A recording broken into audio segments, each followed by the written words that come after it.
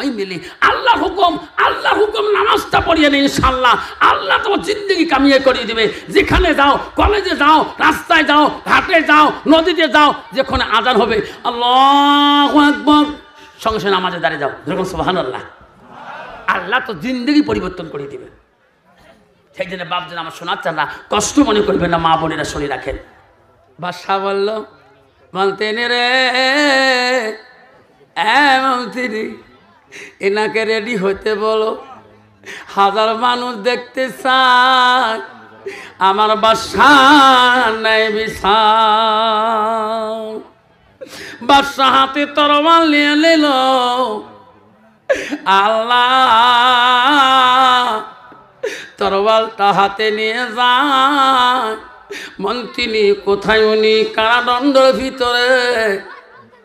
আমি বাদশাহ এখন আদেশ করলাম এই জাল্লাদকে, ঘাতককে আমার মৃত্যুদণ্ড রুমে নিয়ে আসো।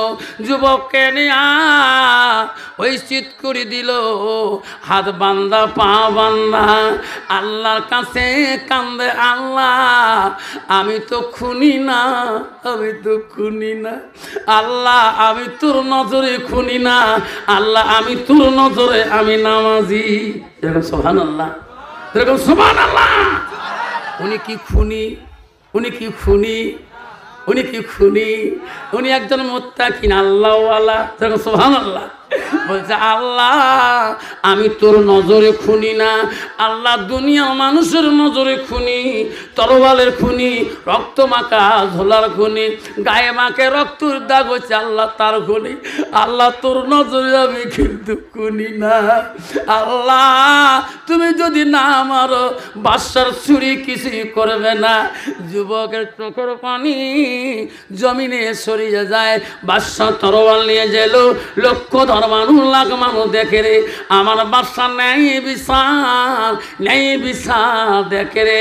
সবাই যায় তরবালটা নিয়ে যায়। বাদশা তরবালটা তুললো, তরবাল যখন ছাড়ি দেয় দেশের মানুষ জানে মৃত্যু হয়ে গেছে। তরবালটা ছাড়ার সাথে সাথে কে রে বাদশা তরবালটা পিছন থাকি টাস করে টানিয়ে নিয়ে এলো। যেরকম সুবহানাল্লাহ। বাদশা বলল খুন হলো না কেন? তরবাল আমার কই? পিছনে ভিড়ি দেখে একটা লোক দাঁড়িয়ে আছে, ঘোড়ার পিছনে বসি, দুষ্টর হাতে তরবাল। হ্যাঁ বাড়ি কোথায় তোর? বলছে মহারাজ আমি তো আসল খুনি। কি তুমি খুনি? হ্যাঁ মহারাজ। কাক খুন করেন? ওই দিন মসজিদের পিছনে আমি দুষ্ট হয়ে আসিয়া ওই সমাজের মানুষটাকে আমি খুন করছি। মহারাজ আমি বড় অপরাধী, খুন করি বহু দূর গেছিলাম।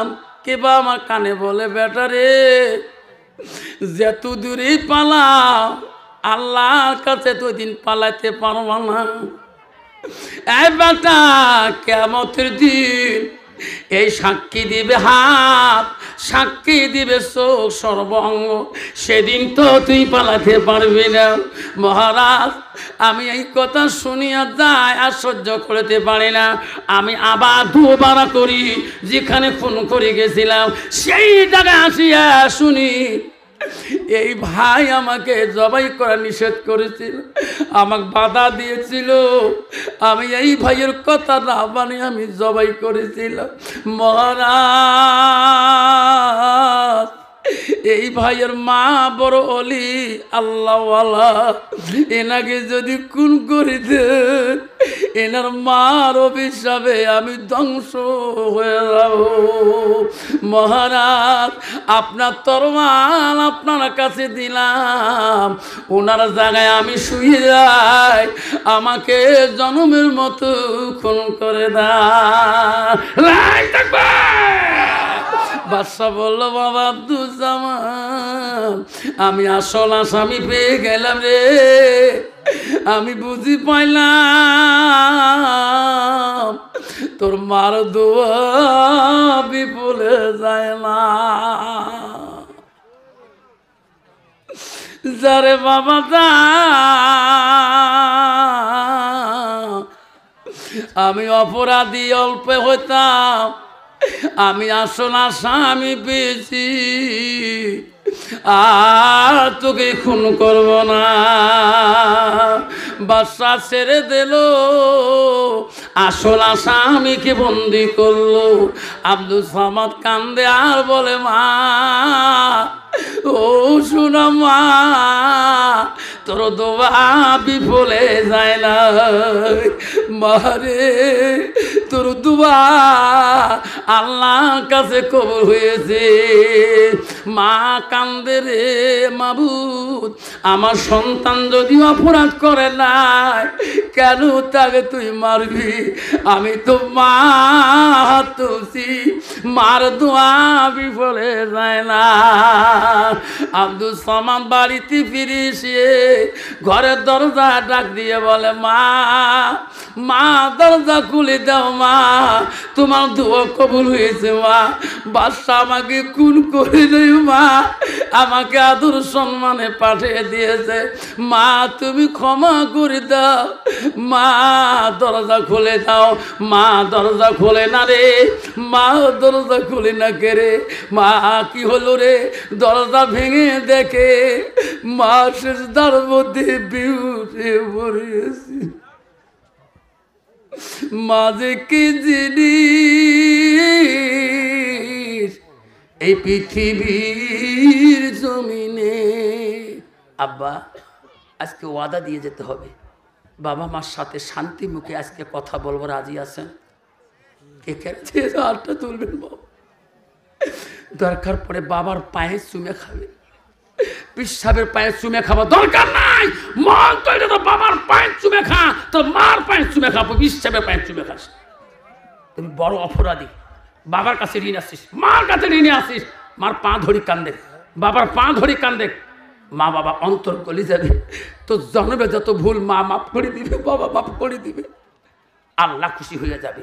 সেটা বলছি বাপজন, আল্লাহ রসুলের কাছে আব্দুল ইবনে মাসউদ প্রশ্ন করেছে, কুলতু সুম্মা আয়ু, নবী গো আল্লাহর কাছে আরো কোন আমল আছে নাকি?